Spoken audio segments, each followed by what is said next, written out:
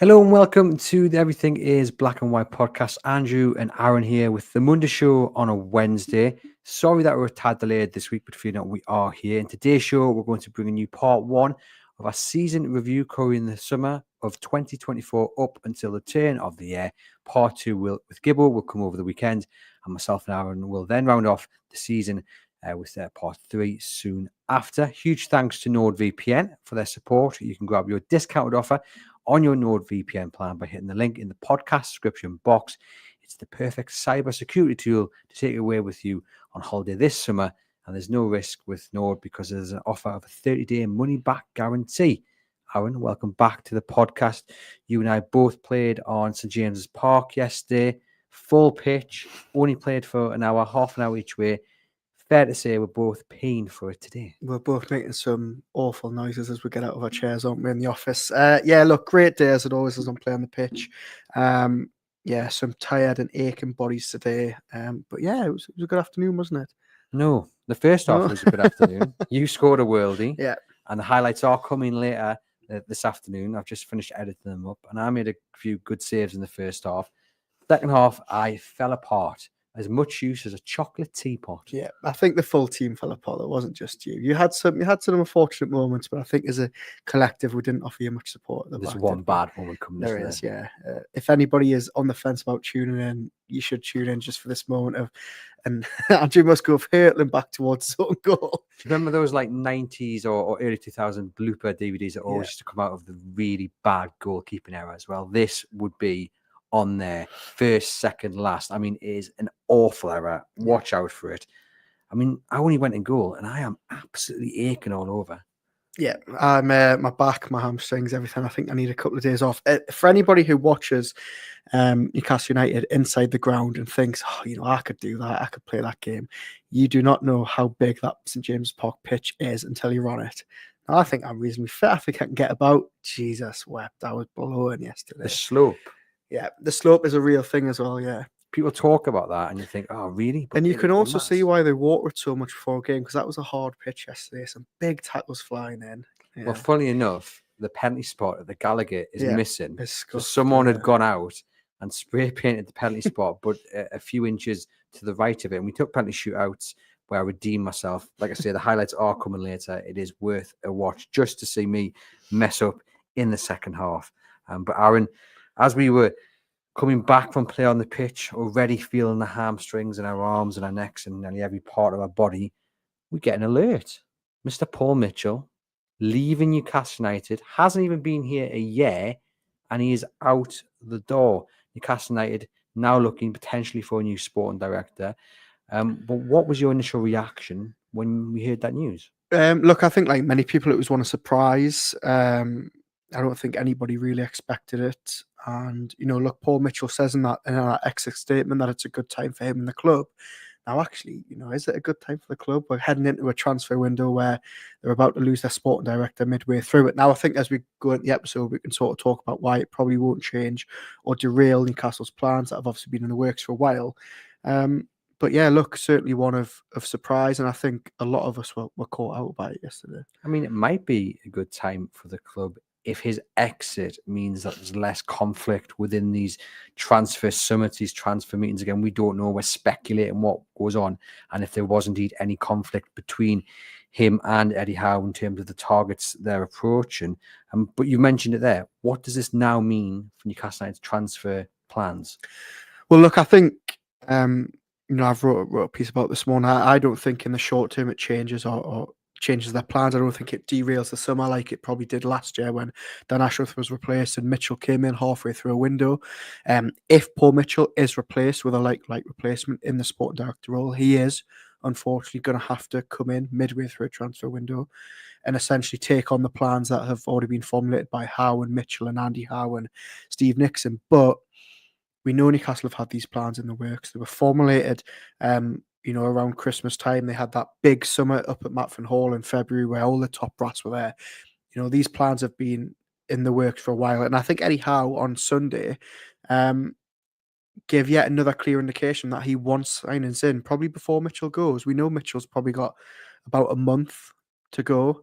Eddie Howe's talking about speed, about how Newcastle need to hit the ground running.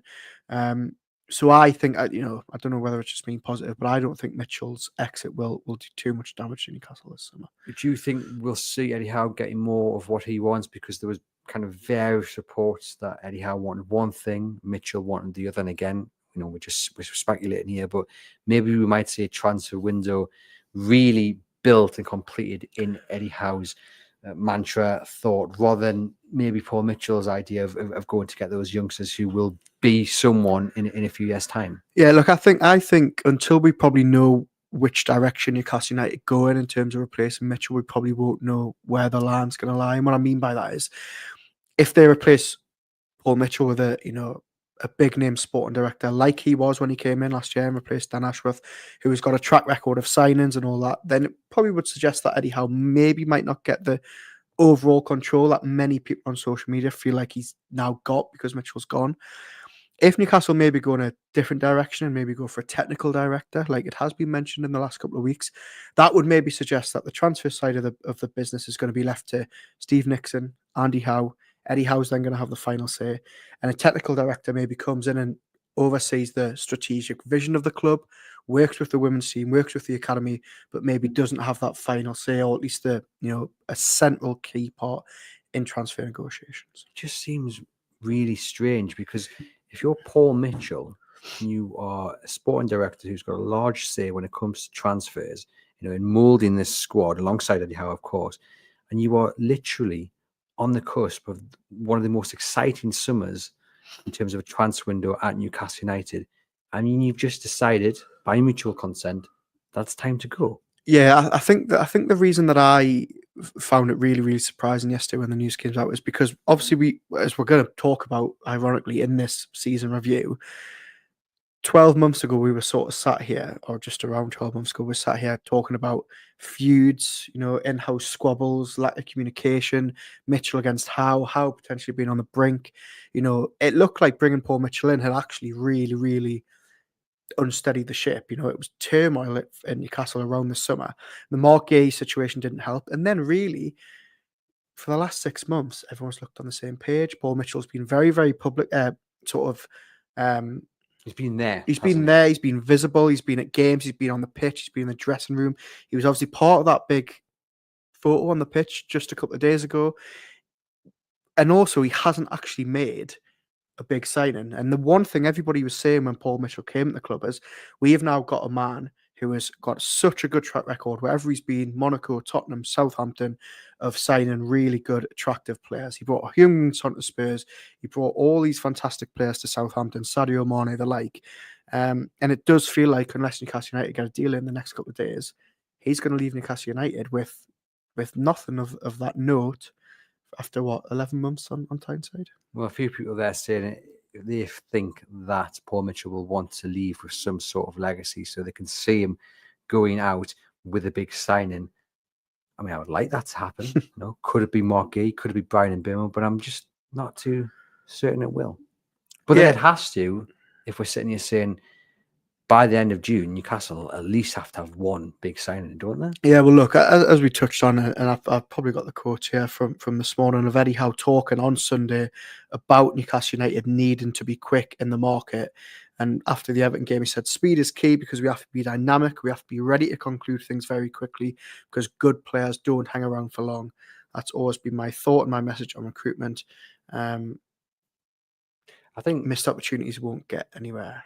Eddie's always been clear that he wants players in early, and we're seeing as well other clubs making moves very early on. Cunha, Frimpong, Arsenal going after a Spanish midfielder. One of the questions actually that we've been sent in by one of our listeners, now we're going to have a bit of Q&A at the end after part one of the season review, but I'll just ask Aaron this question that was emailed in by Julie, and she says, we are seeing other clubs begin to sign players. How quickly do you think Newcastle will move this summer? So, Aaron, do you think we're going to see as soon as the transfer window opens, they're going to have one or two through the door, or are we going to be sitting here, trying to delve through the gossip, delve through the links, delve through the sources who tell us one thing or another, but waiting to see that player with the shirt in their hands? It certainly feels, looking at the club and where they are at the minute, and certainly because of what's gone before, like they're fully equipped to go with an early signing.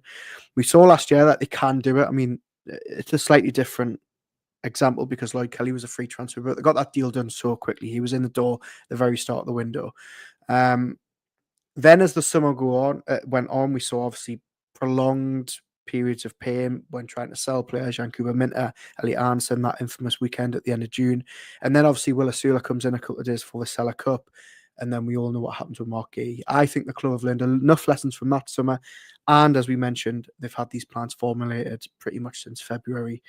I think they're well stocked and well placed to go with a nice early signing. But just a final question on this.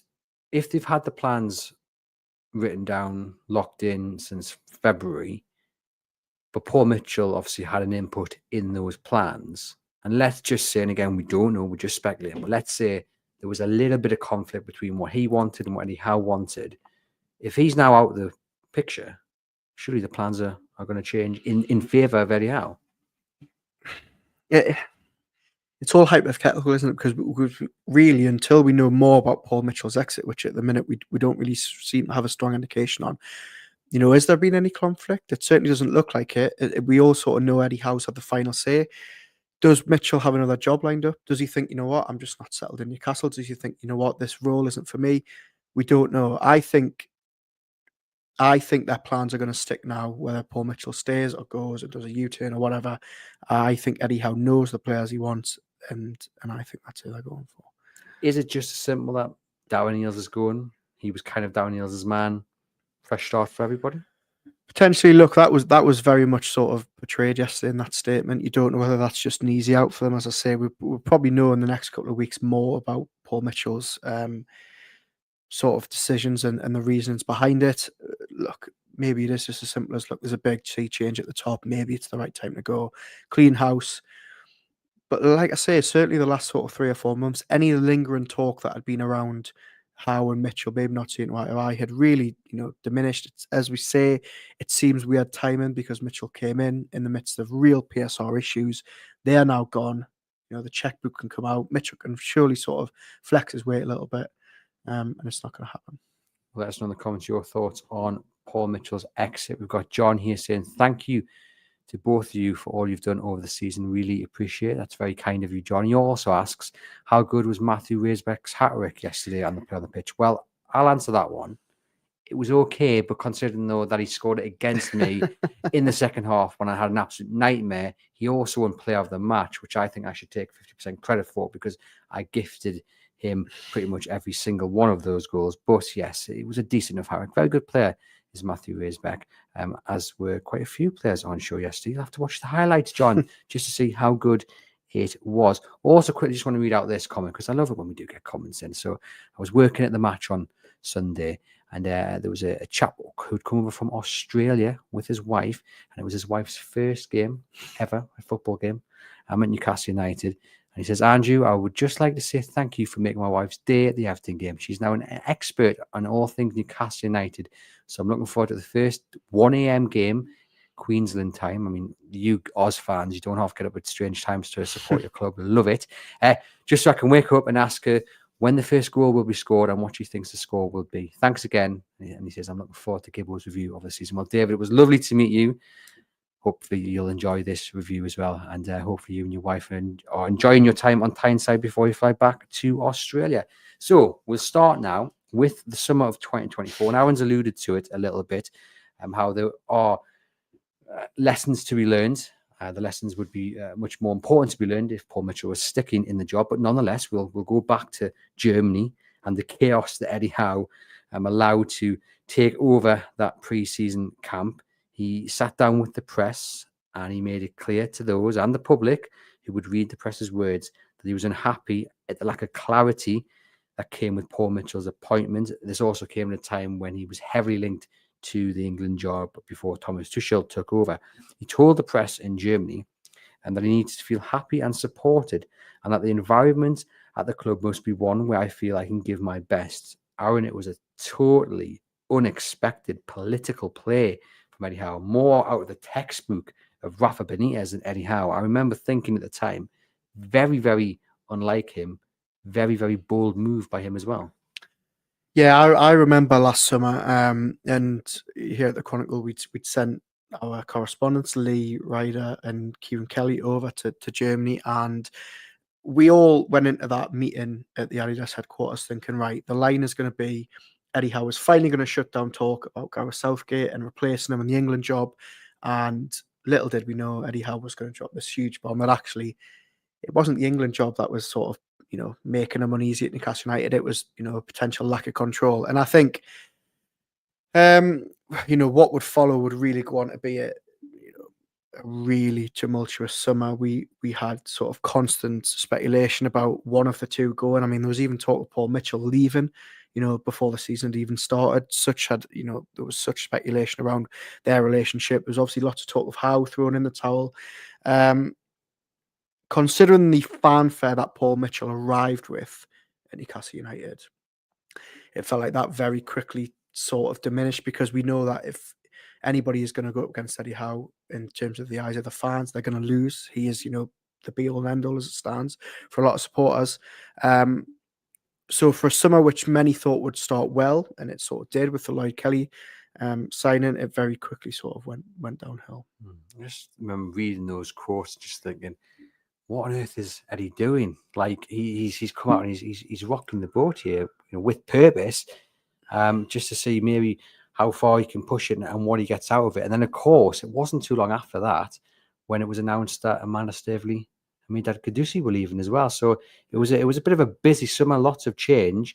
What do you remember of the time when that was announced with regards to Staveley and Guddusi? It happened in July of 2024. Yeah, I remember actually. I was lying on a beach in Greece. And I got a notification through on my phone that Amanda Staveley had left, so I wasn't working for it, and then missed the sort of hustle and bustle of that. But again, that was a surprising move at the time. There was a lot of sort of head scratching. There'd been no indication previously, especially given how sort of visible Staveley was at matches, how keen she was to be seen at women's matches, and the support that she gave them.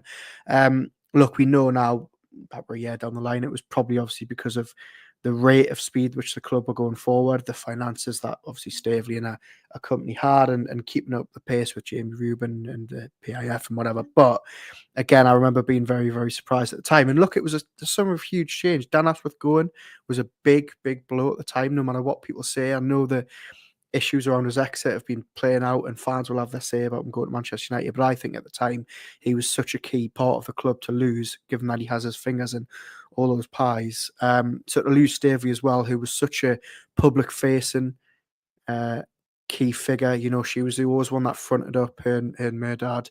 At the time I remember it being a big blow.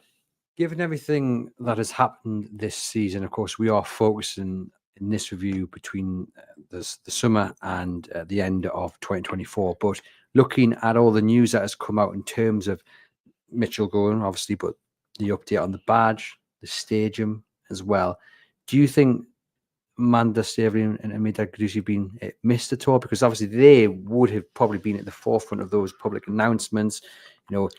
With Mitchell going, maybe Staveley would have taken a bit more of a driving seat in terms of negotiations as she did the last time out. There was that bit of a void in terms of someone to control transfers. Not everybody was on board with that, of course, but do you think they've been missed?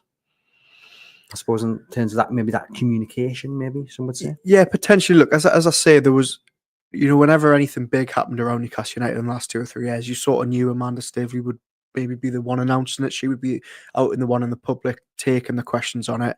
And she was a very familiar face to these fans who had obviously had over a decade of little communication from those at the top of the club. In terms of the direction of travel, look, I don't know if she's been missed. I think, her background historically has not been in football clubs. And there was a lot of people out maybe saying, well, the club is moving forward at such a rapid pace. Do her Mehrdad, as well loved as they are, still are, did they have the facilities? Do they have the know-how? But then again, you saw how, key she was to the Anthony Gordon deal. She was clearly a big player. She had the club's best interests at heart. But I think there was always a case of, look, Staveley's going, but I think you always trusted Newcastle to sort of replace those figures with equally experienced and knowledgeable figures, which they did with Paul Mitchell, let's be honest. But I think certainly from just that sort of visual effect, she's definitely been missed. Newcastle United won 5 of the 6 pre-season games, retaining the Cellar Cup before the season kicked off with a 1-0 win over Southampton. As well as that, the transfer window, as you said, Aaron, did end without a major Newcastle United signing. Obviously, trying to dance through the wonderful restrictions of PSR, and that looks like now to have paid off. Bit of a gamble, I think. Back in the summer, we all agreed. And what was your thoughts when, again, Newcastle United finished the window without a proper signing to really take the squad up to the next level? Obviously, there was a big sense of frustration, and I think the frustration was probably more than it would have been if that Gay saga had played out privately. There was obviously lots of frustration that Newcastle United had been seen publicly to have sort of been, taken along on this ride by Crystal Palace and Steve Parish. Now, I think with the benefit of hindsight, you could say, well, if Mark Gay had signed last summer, we would probably be sat here without Anthony Gordon or Bruno Guimaraes or Joelinton or, dare I say, Alexander Isak, because I think we know now the position Newcastle United were in with PSR, and Gay would have been a fantastic signing. He would have added, lots of positives to that back line this season, but financially Newcastle weren't in a position to be going out and spending 70 million on a defender. But I think initially there was that sense of frustration. There were certainly questions asked about, again, it was that lingering feeling of, right, well, is it Howe? Is it Mitchell? Are they on the same page with all these transfers? I don't think that was helped at all by Paul Mitchell's interview that he gave to reporters 4 or 5 days after the transfer window closed. I'm trying to get it up here on my laptop. But again, it wasn't a sort of bombshell interview like Howe's was in Germany, but it was certainly one that maybe left with more questions than answers. Is this where he said it wasn't fit for purpose? Yeah, he came in and essentially said, look, it's tough coming into a predefined strategy, which look, Paul Mitchell did come in mid-July. Newcastle were halfway through a transfer window, so I understood that.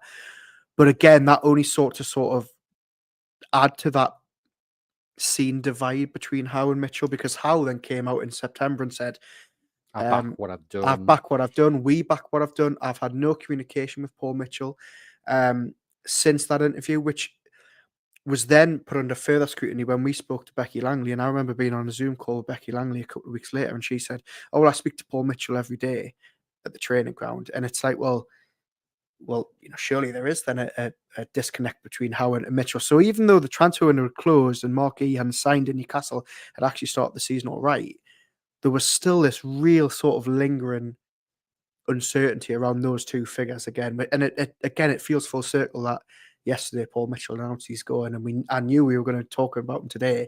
It just feels weird knowing now that, had we known then that Paul Mitchell would be out the door in 11 months' time, I don't think anyone really would have been too worried about Howe and Mitchell and who was going to win the war over them. I just remember thinking, just if you want to have these chats and you want to get everything off your chest, do it behind closed doors. We don't need this out in the open, where it does paint a narrative of discontent and disunity.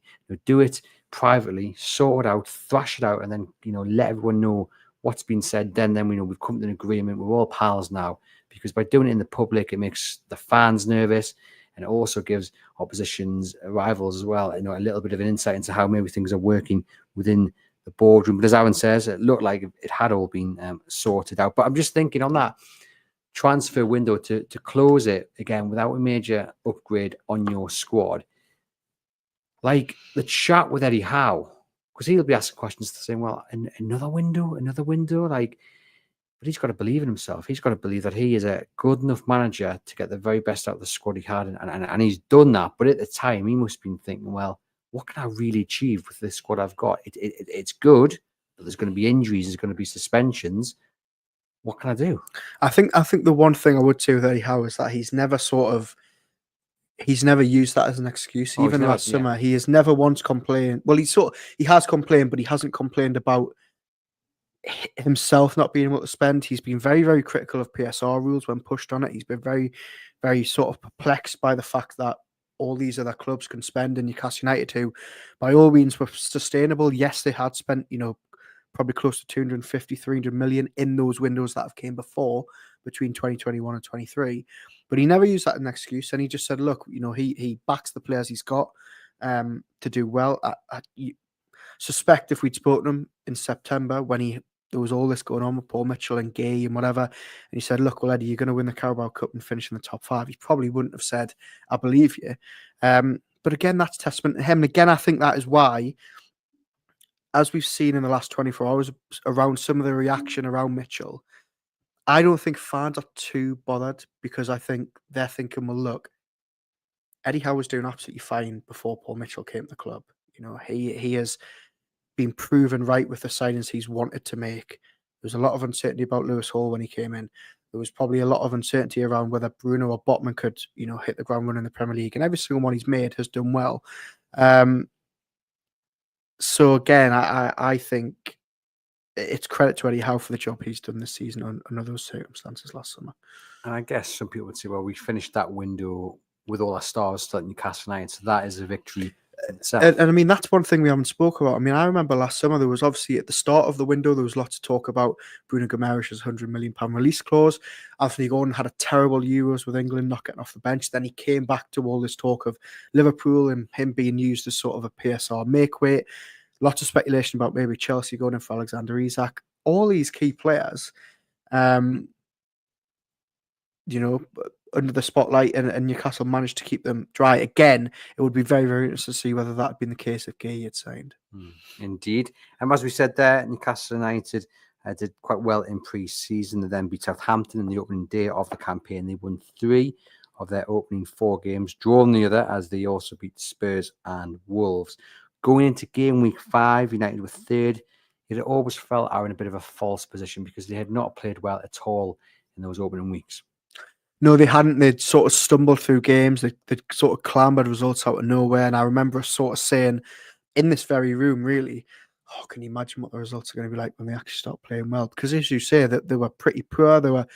I remember they beat Spurs pretty early on. They were quite lucky to do that. Obviously, Southampton on the opening day, I think they were down to 10 men as well.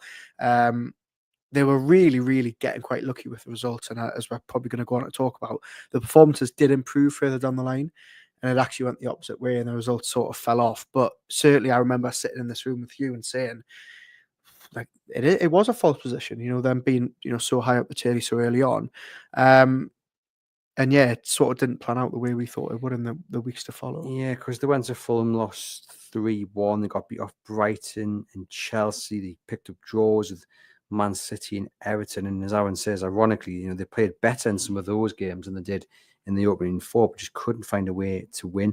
Wins over Arsenal and Nottingham Forest stopped the rot, but another 4 games without a win, rounding off with a 4-2 defeat away to Brentford, left Newcastle United 12th in the league.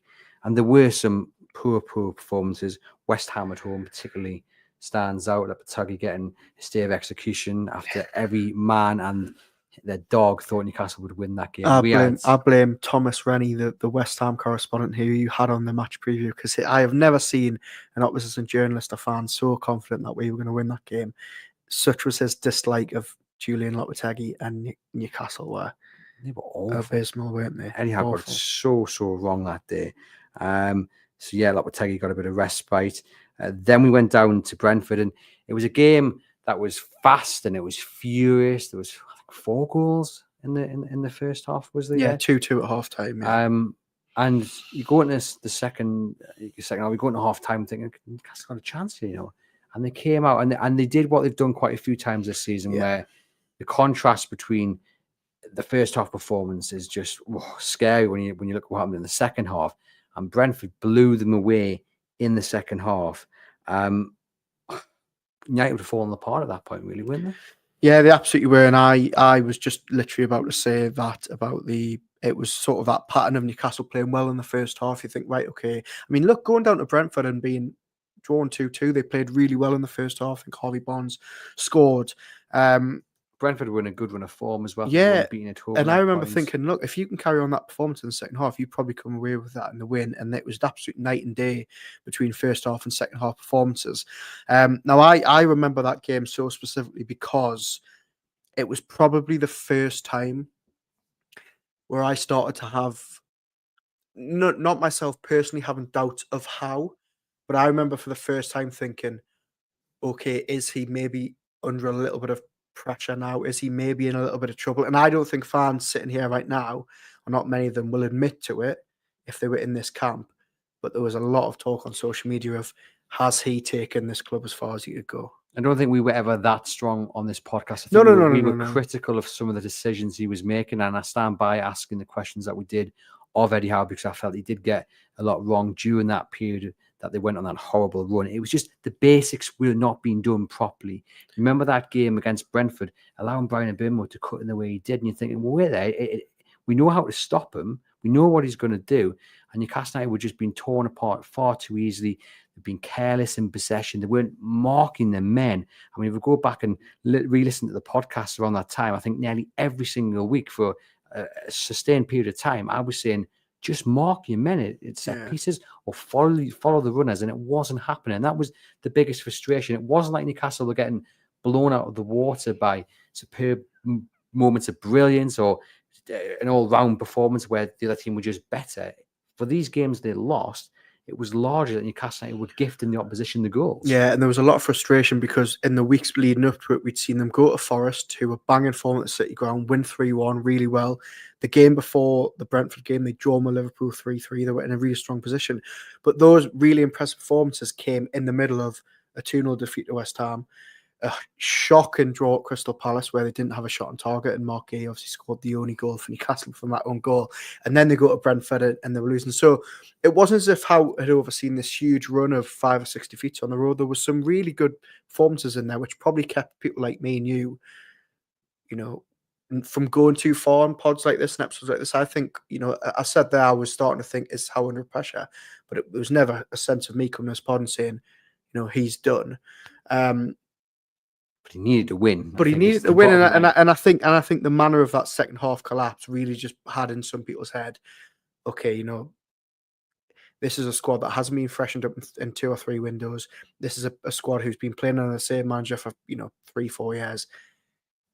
Are the two things just going to come together, and is it going to be sort of too much? I think the point to prove about just how many questions were being asked about Howe at that time is that a lot of people reverted back to the point of, oh, well, he's got enough credit in the bank to protect him from this run. And I think when you get to that, that's when moment, isn't it?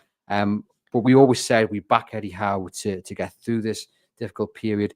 And it came at a time alongside Tonali's return to fitness, really. We'd seen him play for Italy kind of 90 minutes kind of nearly every game. Eddie Howe was just starting to bed him in. He was slowly getting him back into the first team. He'd started to play him in this number 6 role. He had played there against Crystal Palace, which was probably the only positive from that game. He played there against Liverpool and really, really impressed. Now, Howe then rested him against Brentford, said it was down to fatigue. He then brought him back in and things started to change. I think the next game after that was Leicester, and they won that. Then they beat Ipswich. And a lot of people will say, well, actually, this reset that we talk about is because Tonali comes in at number 6. Bruno gets shifted out to the other side alongside Joe Linton. And that's when things start to click. Is that too simplistic? Was it down to Eddie Howe finally playing Tonali in that number 6 role? Look, it obviously wasn't the only factor, but it was certainly a prominent one. And I think, if you look back at sort of flashpoints of the season as to where Newcastle United turned things around, that is a huge one. I mean, Tonali came into his own. You've got to also give credit to Bruno, because in those games over Christmas, in that 9-game run, he found his shooting boots.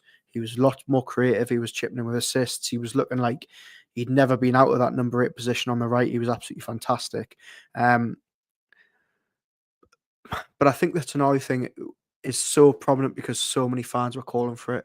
And Eddie Howe's got so many things right. And again, still now he's sort of scratching your head as to why he didn't do it earlier, or why he didn't see it earlier. But luckily he did in the end. And I think, as we say, it was a huge reason for why Newcastle, kicked on over that festive period. I mean, it's all hypothetical, but say he threw him in a few weeks earlier and burns out and he doesn't play the last few weeks of the season, and that cost Newcastle a Champions League place. It's all ifs and buts, but Eddie Howe had it down his fatigue, felt he wasn't ready to play week in, week out at this level because he'd obviously been banned for 10 months. And look, who's to say Eddie Howe hasn't got it right? Tonali's been absolutely brilliant since he's been put into that position. Newcastle, from the 14th of December to the 18th of January, Won 6 games in a row in the Premier League, scoring 18 goals and conceding just once. They went to Old Trafford and won. They went to Tottenham and won. They hammered Leicester, hammered Ipswich, Aston Villa and Wolves, or the Wolves game. I mean, that could have really been 3 goals to Wolves, if I remember correctly. But anyway, Newcastle United won 3-0 there. It was Newcastle United largely at their best during that spell. What was the catalyst? We've mentioned Tonali there. What else was the catalyst? For me, Alexander Isak. Because although he hadn't scored too many goals early on in the season, then he misses 2 games through a broken toe. Once he returned, he had a goalless afternoon against Brighton, but a game Newcastle arguably should have won.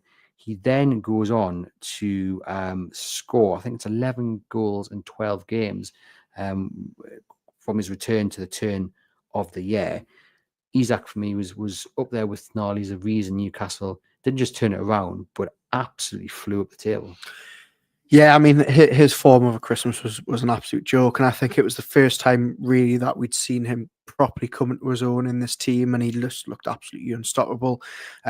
Helped massively by Jacob Murphy and his obviously huge upturn in form. He was fantastic over the winter period as well, and I think there was just this sense of going into every single game after they got 2 or 3 under their belt. I think after they went to Manchester United, or maybe after Villa on Boxing Day, where they won 3-0. I know John Duran got sent off, but there was just this feeling of they went into those games around January time and they just felt like they were going to win. And I remember it being such a huge crash down to earth when they got beat off Bournemouth in January, because it was just like, no one's going to beat them again this season. They were 9 for 9 in all competitions, so I think they're closing in on 10 in a row. I know I'm probably going over the bit where I'm out to talk about, because you're going to be talking about January with John Gibson, but there was that feeling between pretty much since after Brentford towards the back end of Jan, where they were absolutely unstoppable. And Alexander Isak was obviously a huge, huge part of that. Alongside Newcastle's run in the Premier League, they were on the path to Wembley, getting through on pens to Forest before seeing off Wimbledon, which of course was switched to St James Park after flooding at their ground. We had victories over Chelsea and Brentford, which set up a semi-final tie with Arsenal in January. Aaron, it was clear from the word go that Eddie Howe was going to take this cup competition very seriously. His aim was to not only get to the final, but to win it. Heading into the new year, they'd beaten 3 teams from the Premier League on that path to Wembley. How important do you think it was in terms of having maybe harder opposition? I mean, we don't like easy opposition. You get through, you don't, give up too much energy. But do you think having to go up against Premier League sides, I know maybe they didn't play the strongest side, i.e. Chelsea obviously played, kind of reserve side. Brentford maybe didn't also play the strongest side, but still a Premier League side with Premier League standards. Does that help you and also help you in this brilliant run of form you're in the Premier League as well? Look, potentially, I think obviously Forest early on was a bit of an outlier. It was a tricky place to go. They obviously went it on pens. The Wimbledon game, you sort of expect them to go through, but Chelsea at home, despite Maresca making a wealth of changes, could have thrown up a banana skin. And as you say, it does beat in Premier League opposition. Maybe just give you a little bit more confidence that you can go do it in the league. Around that Chelsea game, they obviously went out to beat Arsenal at home. We've touched on the Forest win away in the league. So yeah, look, potentially. But again, look, Newcastle have done this for a lot of seasons. Even when they went to the final in 23, they obviously had to beat the likes of Southampton and Leicester. I know probably not the glamour-ties City as well in that run. So they've done it before, and I think it probably does add to that confidence, definitely. And when did you start believing?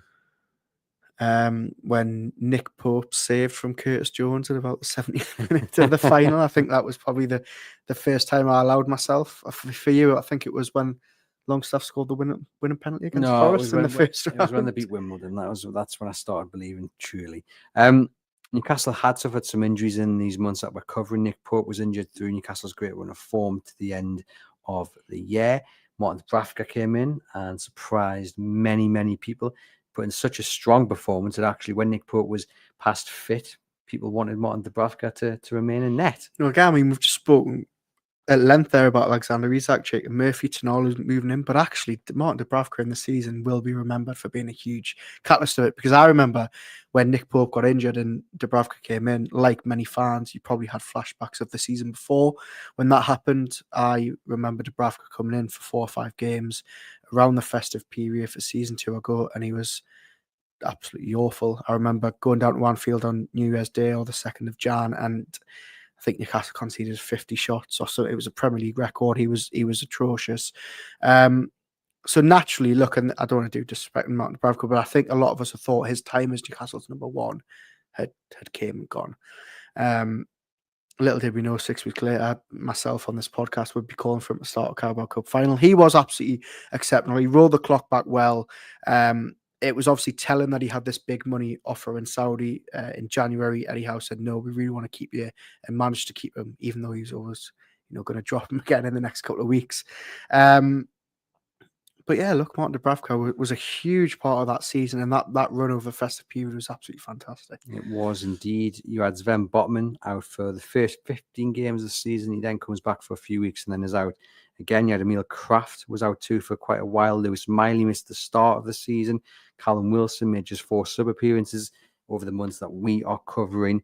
It shows you a few things, Aaron. It reaffirms that Newcastle United need to add 4 or 5 players this season to really build a squad for Eddie Howe. More on that in a moment. But I think from a positive point of view, what it shows you that when everyone is fit, Newcastle United are pretty good. And I know in that run of games that they won towards the end of the year, Nick Pope was missing, as was Sven Botman. But the rest of the team was pretty much their first team. Lewis Hall was there, Tino Livramento was there, midfielder, Joe Linton, Bruno, and Tonali, etc., etc. It showed you just how good they were when everyone is there. Yeah, 100%. And I think that was why there was so much frustration last summer. Maybe fans that didn't truly understand the PSR concerns were saying, we literally just need a right winger and a new centre back, to come in, and we're probably going to be pushing for top 4. Little did everyone know Jacob Murphy would sort of end that debate in the short term about the right wing. We all know what obviously happened with Gay. But there has been this feeling for the last year or two, especially after Newcastle missed out on Europe last season in such disappointing circumstances, that this squad on its day, everyone fit, is generally just 1 or 2 game-changing players away from really, really competing. And I think that's what we're already hearing now before this window's even opened, that if Newcastle can go out and strengthen these positions, I've seen fans getting so carried away and talking about title challenges next season. Andrew Musko's just put his hand up there for those listening on your audio devices. But generally there is, look, and again, I don't want to do a disservice to the players who've done so well this season, but can you imagine if Eddie Howe has Jacob Murphy to call off the bench, or Fabian Schär to call off the bench, or Nick Pope as a backup goalkeeper? If you just strengthen maybe 3 or 4 positions and, maybe add just a little bit of depth to this team, then I think, the sky's the limit. I said yesterday on the episode I did about Paul Mitchell that I genuinely do think Newcastle are 2 or 3 big signings away from potentially launching a bid for the title. And I stand by that, because I think if everyone is fit and there's no daft suspensions, okay, form's always going to come into it, but let's everyone is singing from the same hymn sheet. Newcastle United get in a right winger, they get in a new right-sided centre-back. For me, they have to go out and get a striker, regardless of whether Callum Wilson, we'll talk about this in a moment, gets that a new deal where it's maybe pay to play. They have to still go out and get a striker, a senior striker, maybe new goalkeeper. But if you can get centre back, right wing, and a striker in, I think they can do something special next season. Then you also have to add in a few squad players where maybe they're going to be underwhelming signings, maybe they're going to be a loan signing, maybe it's going to be an older player that you don't necessarily expect and it comes out of the blue. Players, maybe. But I think they are not too far away from doing something really special. Yeah, look, I would agree with that. And I think, as I've just talked about there, I think the last year I was on that train. I think that's only grown after seeing what Howe's done with this group of players this season. Not to jinx it, not to get ahead of myself, but all the, everything you hear coming out of the club, the people you speak to suggest it is going to be a much better and brighter and more positive summer than it has been in the last 3 years or 2 years. But it doesn't have to be transformational, does it? No, I don't think so. I don't think you need a wholesale change, which I don't think you'll get. I don't think you'll ever get that under Eddie Howe. I think there'll probably be people at the end of the summer saying, why is X still here? Why is Y still here? And I think, you sort of get bored of saying, well, look, Eddie Howe really rates these players that maybe don't contribute to the first team, contribute to the dressing room. And I think when Howe was keeping those players on board, you sort of don't need a wholesale change. And I think, again, as we've just touched on, I think looking at that starting 11 when everyone's fit, you only really need to sort of cherry pick a couple of positions and improve them to really see Newcastle go at the next level. True says we haven't loaned a player since Howe came in, so can't see us loaning any player, to be honest. Well, again, though, with the PSR looking a little bit more favourable, loans in themselves aren't always cheap. I would hate to see the numbers Aston Villa paid for their senior or Marcus Rashford. It can cost a pretty penny. So Newcastle United have got a little bit more movement. Maybe that approach might change when it comes to loans.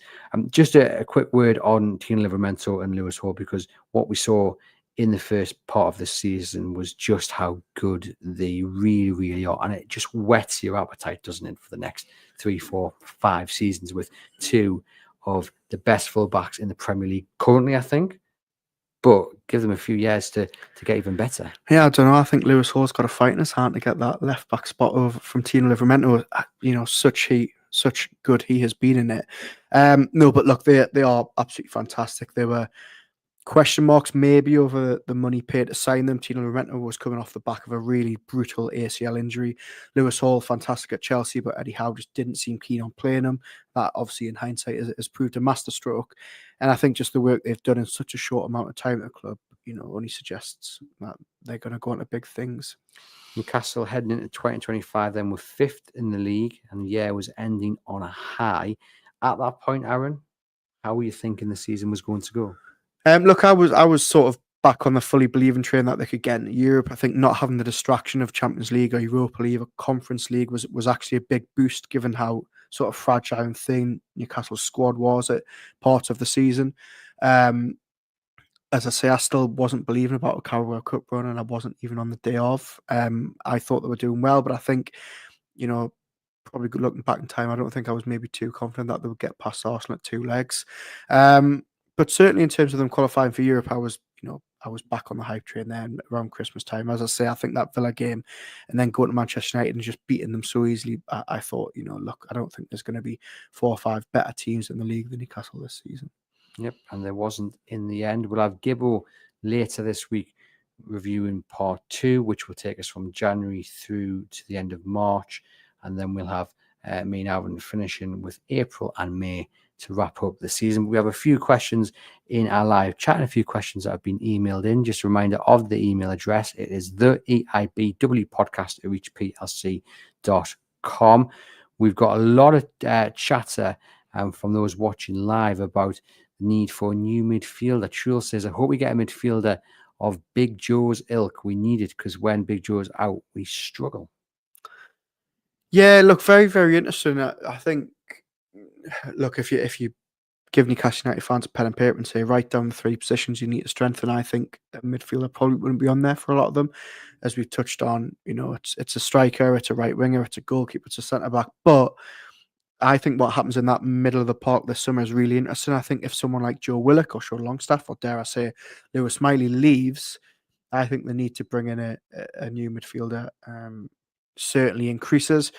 It's been really interesting the last couple of windows when Newcastle could spend that. They've always sort of flirted with the idea of signing a player like this, somebody like James Maddison. Obviously, that didn't pay off. Fans are probably quite happy that didn't pay off now. This summer, it seems to be, well, can they go out and sign Jacob Ramsey, who's sort of a number 8 rather than a winger? It would offer Newcastle another dynamic that they're maybe missing a creative midfielder in this group, something that Joe Willock probably should be but hasn't shown. So I wouldn't be against them signing someone else in the middle. But there, Truls is saying Joe in the image of Joe Linton, so it's a little bit different to what Ramsey would offer.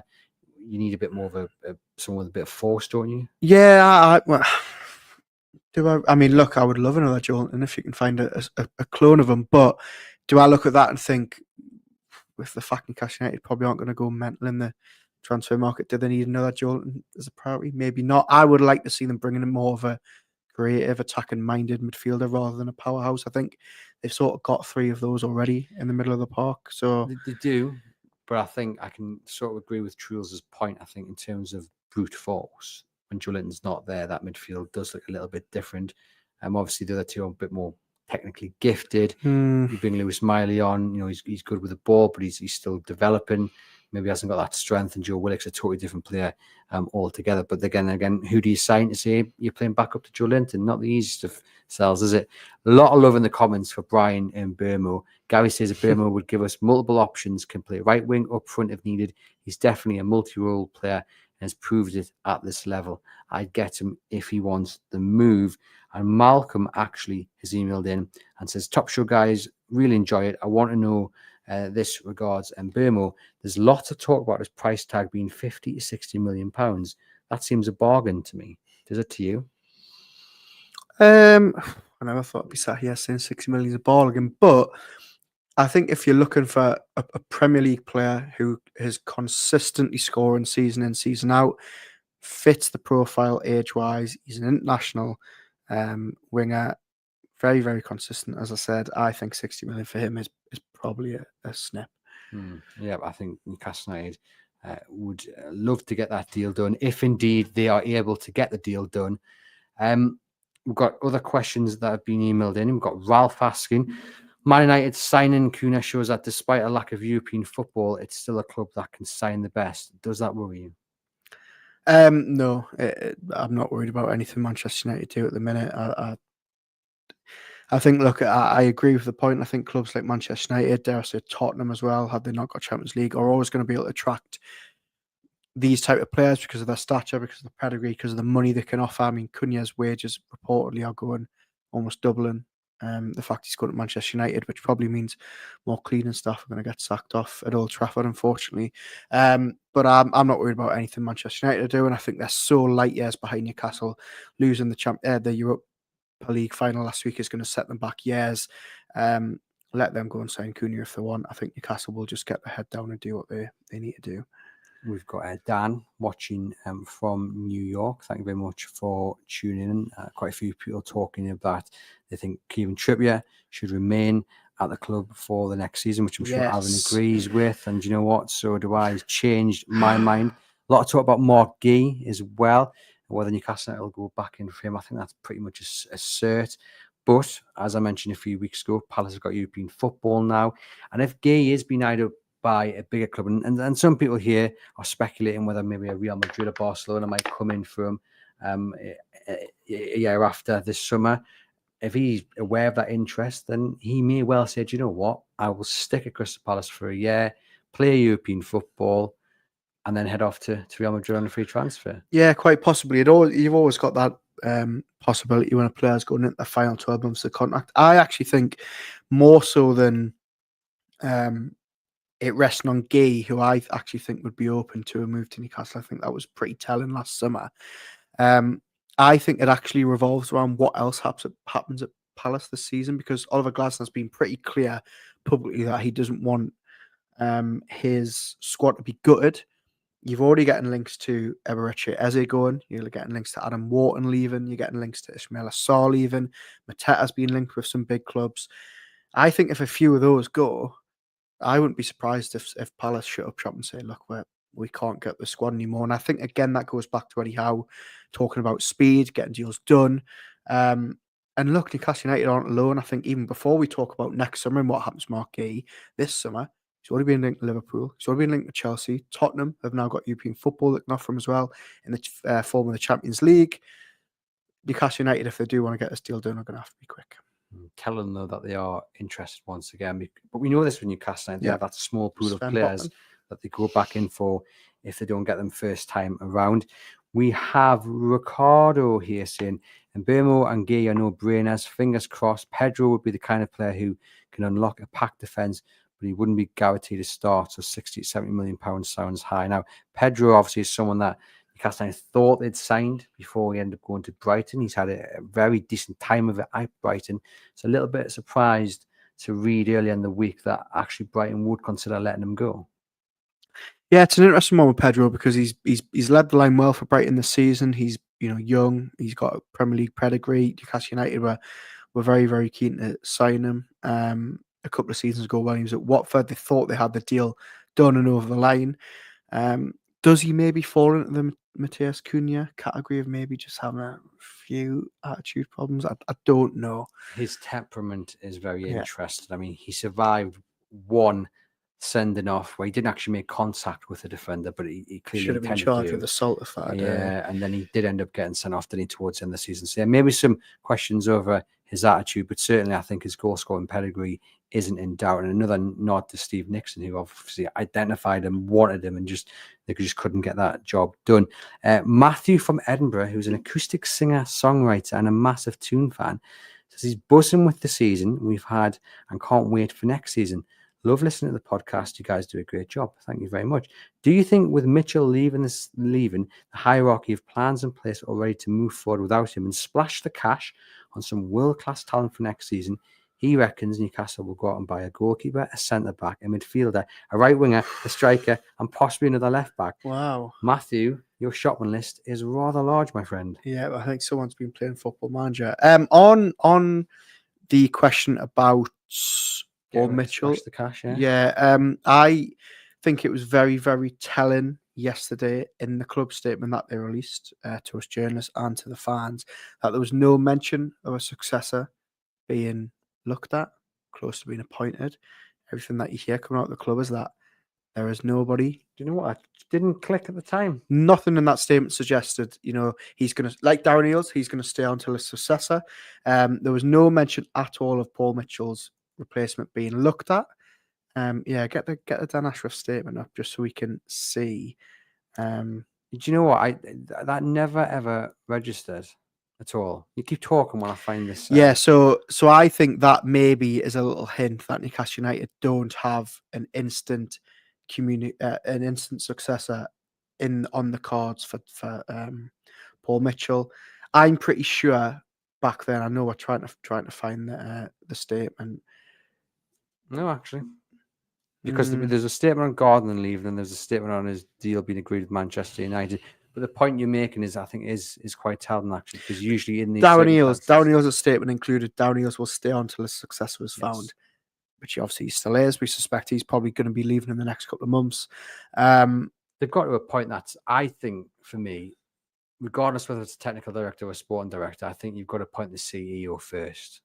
I think that has to come first. Darren Eales has to go out first. Appoint whoever that is, and then you go on filling those positions beneath you.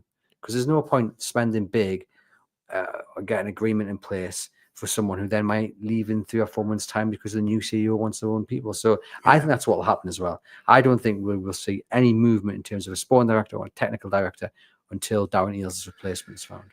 Yep. Just to go back to the Ashworth thing. Darren Eales said last year, we are naturally disappointed that Dan Ashworth has chosen to leave. However, our excited journey does not stop, and a process to recruit a new sporting director will begin immediately. Interesting. Look at you picking up on things that I just didn't notice. As in terms of Matthew's massive shopping list. Look, I mean, I would love those 6 or 7 positions to be strengthened. I do suspect, it's pretty much almost certain that they will strengthen a few of those that he mentioned. But look, it depends how far that budget's going to stretch, and I think it also depends on whether they can get any money in for some outgoings as well. And Dan says, how many top players are going to sign knowing that they are not going to spend a ton of time playing and are going to be on the bench? Look, I don't think that stopped any of them before. I don't think it stopped Tino Livramento coming in, knowing he was initially going to be behind Kieran Trippier. I don't think it stopped Harvey Barnes coming in, knowing that he had Anthony Gordon to back up. Sandro Tonali came in at a time where Bruno, Joel, and Longstaff were absolutely nailing down those 3 positions in the midfield. So, look, again, I think there's Eddie Howe's got enough about him to give a good sales pitch about the direction of the club. Right. While I ask you this final question, get the trivia up because have you got it ready? I don't. No. Exactly. So just get ready. This will be Newcastle Everton players. I can only think of one. Peter Mitchell. I'm guessing no relation to Paul Mitchell's brother. Paul Mitchell says, I'm a big fan of him, Burmo. Would think he would be a good signing for the club. And Gay too. Think his head was turned last summer. Plus scored for us twice playing against us. So who knows? And Gary says Tuna has a real bad streak. Great player. And someone I think go to the next level. But he has a real temper. So there we go. Thank you very much for all your comments, ladies and gents. We are going to do the final trivia of the season. Yeah. Same as always? Yeah, same as always. Give me the number then.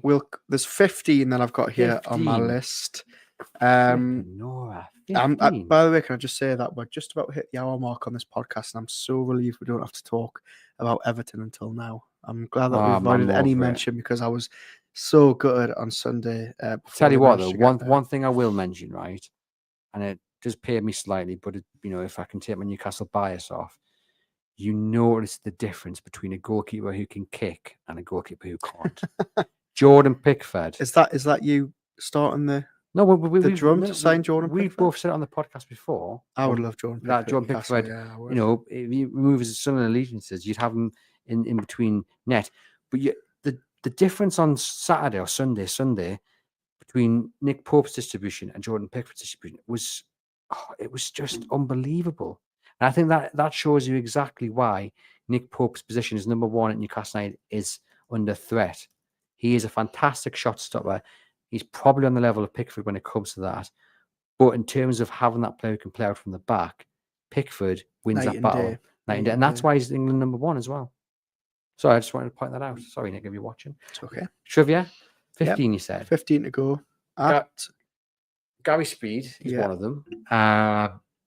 Seeing him instantly, I'm going to Paul Bracewell. Did he play in the Premier League? No. No, he played Division 1. Won the title or whatever, didn't he? Sylvan Diston. Yeah. Goalkeeper wise, no. Go on, I'm already struggling there. Andros Townsend. Yeah. Winger currently at Newcastle. Anthony Gordon, obviously. Yeah. Big hard man up front. Duncan Ferguson. That's the one.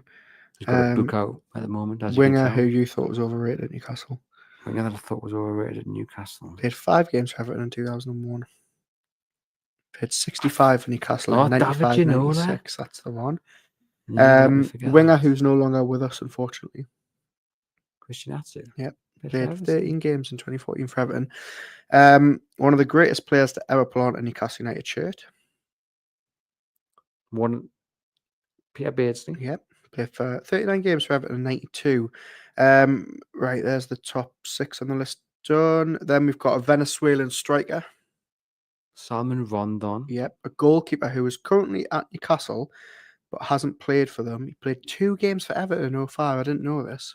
Currently on the books. Got to be John Ruddy, hasn't it? It is, yeah. Little did we know. Striker who was on loan at Newcastle for a season, then had a 3-year spell at Everton after spells at Fulham, Manchester United. Sahar. Yep, great player, Louis Sahar. Isn't he like the world's richest ex-footballer because he's got like £1 billion business now? I thought that was Matthew Flamini from Arsenal. He's on an eco drive. He wants to change the world. But he's really rich though. Sorry, we're going off topic here. You've said Gary Speed, haven't you? I have said Gary Speed. Someone's just dropped Pistonian in the comments there. Pistonian in the comments. Midfielder who Steve Watson. I was just about to give you Steve Watson. Midfielder who I really did not like at Newcastle. I don't think we've ever spoken about this, but I thought he was so overrated. Played 27 games for them, and then he played 27 for Everton a couple of years earlier. DG is the initials. Dan Gosling. But yeah, it was Dan Gosling. I thought you J there. No. And finally, I believe this is the final one. Don't think you'll get this. Played 43 games for Newcastle in 94-95 and 17 for Everton a couple of seasons later. Initials MH. Mort Hoshinger.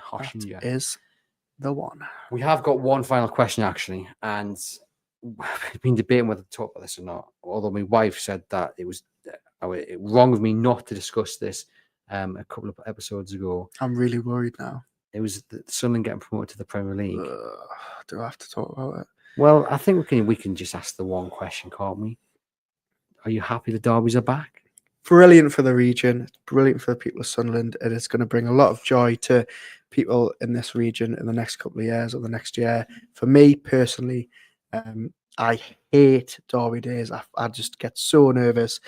So let's just say I was rooting for a certain team in red and white at Wembley on Saturday. I love Derby days. I love it. And I genuinely do think that we've seen them tumble down the league system. We are streets ahead in terms of our journey. I mean, they're going to go back down on the next season. The way you now become top team in that rivalry is by beating them season in, season out. And obviously we beat them in the FA Cup, but they've still got all those results over us from all those years ago. Exactly, and that's why I feel like I'm just so scarred from the... You're thinking, The 6 in a You're row, thinking 7 in a row. historically low points for Sunderland, but all their points are going to come against Newcastle. Yeah. I think they're going to take 6 points from us next season. Do you know, in the build-up to that game, I was like, well, it's difficult because I want the derbies back, but also I don't want Sunderland to win. But obviously, to have the derbies back, Sunderland got to win. Yeah. I thought I wasn't going to be too bothered by it, and I was at a wedding where I'd say 95% of everybody was a Sunderland fan, and it's full time. I was absolutely fuming, and I couldn't help it. Like, and I was just like, and all the way up that build-up to that week, I was like, I'll not be bothered. Like, yeah. If it happens, it happens. If it doesn't, it doesn't. Yeah. I'll enjoy them getting beat. I'll also enjoy having derbies back, but I'm not obsessing over it. I'm not too fussed. Full-time whistle goes, and I was absolutely raging. I was a bit crestfallen Saturday night. I won't lie. But look, it doesn't matter. It's great. It's great for the region. It's going to be great next season when we win. But yeah, don't speak to me on the morning derby because I'll be full of nerves. It doesn't matter because we'll be looking at when we play them in between maybe a Real Madrid or Exactly. Barcelona. Also, what was Lil, your wife's take on it, since she was the one who wanted it spoke about on the pod? To be honest, I should probably wear a red and white shirt just to wind you up. Tends to support any team that Newcastle United are playing. First game she went to was Newcastle versus Spurs, and she maintains that she's a Spurs fan. Wow, true love, eh? Until it did bad this season, then she switched. Now she's a Newcastle fan. But yeah, if it had been Villa when Newcastle get a Champions League spot with her dad supporting Villa, she would have taken Villa really any day of the week. So that sums it up perfectly. But there we go. Thank you very much for tuning in. I hope you guys have enjoyed the show. Always a pleasure to chat to you. It's been a privilege to bring you the show throughout the entirety of the season, from that wonderful moment at Wembley to here in this studio. We'll be here throughout the summer talking about all things Newcastle United. So do stick with us. Do hit the link in the podcast description box to take advantage of that NordVPN offer, that highly discounted offer on a NordVPN plan. Protect yourself and support the podcast. Thank you to Crown Trade as well for their support on these shows. And once again, thank you to you guys for tuning in, for listening, for all the comments, for sharing the podcast, for emailing in. We do it for you guys, and we couldn't do it without you guys. Enjoy the summer, but do stick with us, as I say, because we'll not be going anywhere.